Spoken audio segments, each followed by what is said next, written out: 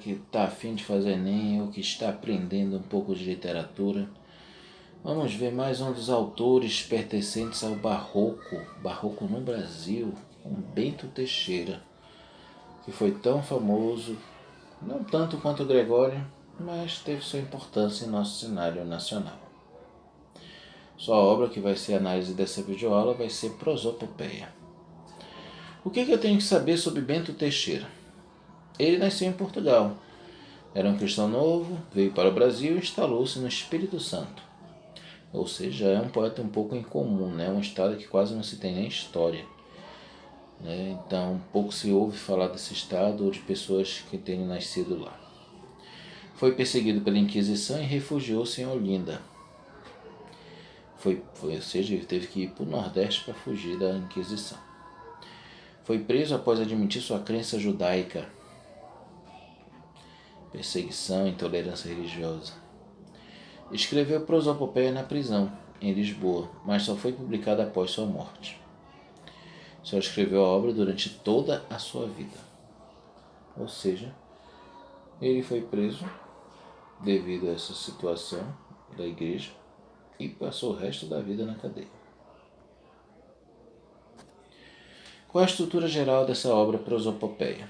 É uma narrativa de fatos grandiosos e maravilhosos que interessa a um povo. É uma poesia objetiva, impessoal, contém a presença de um narrador falando do passado e os verbos aparecem no pretérito. É um episódio grandioso e heróico da história de um povo. Enquadra-se no gênero narrativo. É sempre um relato de acontecimentos. O assunto tem um caráter excepcional e um ser excepcional. E fala com relação ao protagonista da história. As epopeias evoluíram da Grécia e Troia com Ilíada e Odisseia e chegaram ao Brasil com Caramuru e o Uruguai, que são obras históricas lançadas aqui no Brasil. Estrutura externa da obra.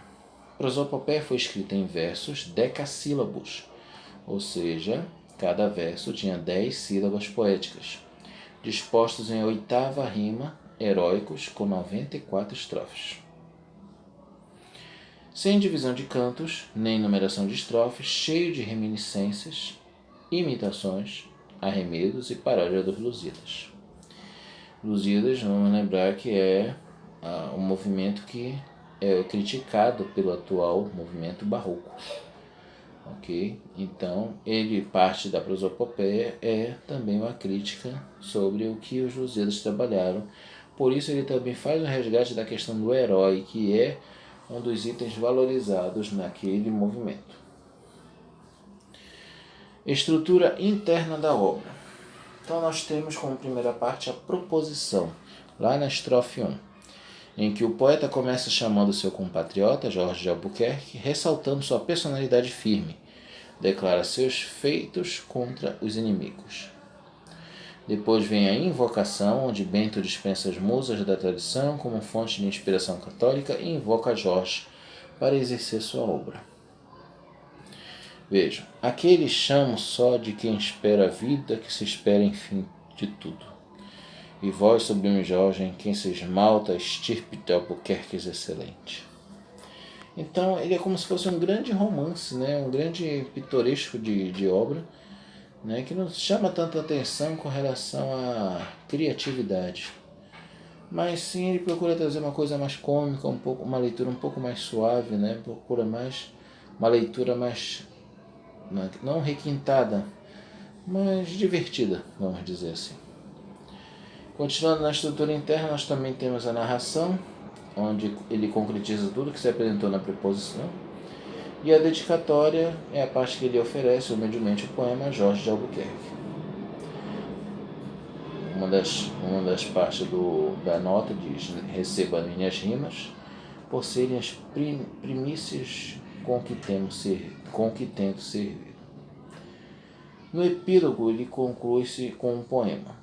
Eu, que a tal espetáculo presente, quis em verso numeroso, escrevido por ver que assim convinha, do jeito como foi apresentada toda a obra em versos. Estética da obra.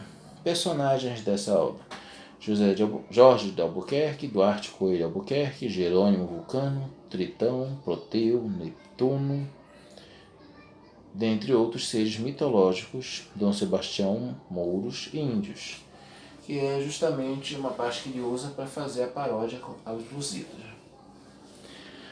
Cenário: Nova Lusitânia, Olinda, Lisboa, Marrocos.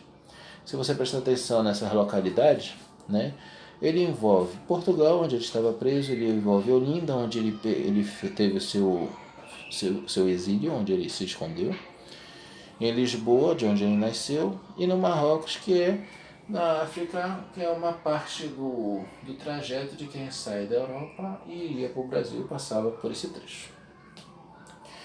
Tempo: tudo isso, toda a história acontece dentro de 24 horas. A estrutura do poema que já foi apresentada. E aí são falados item por item os planos dessa obra. Plano mitológico: Bento utiliza da mitologia pagã clássica. Esse recurso é mais uma forma de o poeta engrandecer os feitos de Jorge. Né? Mais uma cópia, né? Mais uma crítica ao trabalho de Camões em Os Lusíadas. No plano nativista, o poema conta com uma seção denominada Descrição do Recife de Pernambuco, na qual o poeta exalta o nativismo de Pernambuco, mais especificamente de Olinda, por qual o poeta andou um tempo, falando um pouco do que é ser brasileiro. No plano indianista, quanto aos índios, o autor adota a ótica do colonizador, na qual propõe que os índios devem ser domados. No poema, eles são bárbaros, descendentes de Vulcano, tratados com desprezo na obra. Aí fala-se um pouco da exploração do índio pelo português. No plano do poeta, Bento expressa suas considerações pessoais no início e no final do poema, sempre ressaltando sua dedicação da obra a Jorge de Albuquerque. E no plano de exaltação, a prosopopeia de onde Bento Teixeira tirou seu nome foi de uma fala de Proteu, profetizando o post-facto, que significa os feitos e as fortunas dos Albuquerques exageradamente idealizados pelo poeta. Então a história como um todo é uma crítica ferrenha aos Lusíadas, só que feitas com muito bom humor e de um jeito um pouco mais brasileiro da história. Eu espero que vocês tentem fazer a leitura da obra completa. Vocês vão gostar, eu garanto. Até a próxima, galera!